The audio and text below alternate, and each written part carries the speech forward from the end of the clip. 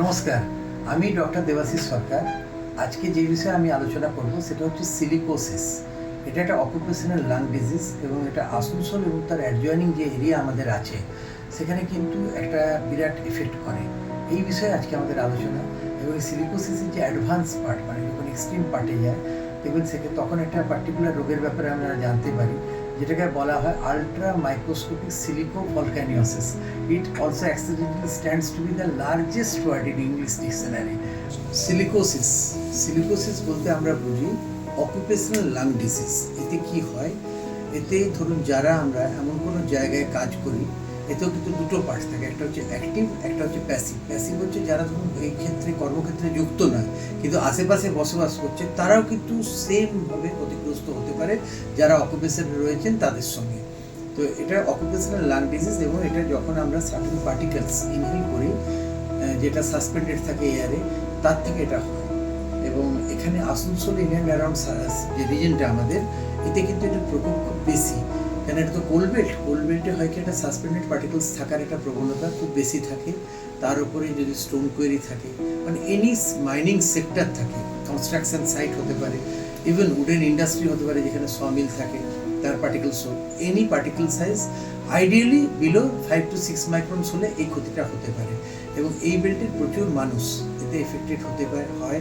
কেননা ধরুন অনেক ক্ষেত্রে হয় কি, এটা রিপোর্টেড হয় না, মানুষ বুঝতে পারে না, কিন্তু মৃত্যু তার আগেই চলে আসে। এটা হচ্ছে একটা বিরাট ব্যাপার। এবং এটা ধীরে ধীরে আসে না একসঙ্গে আসে, এটা নিশ্চয়ই ধীরে ধীরে আসে।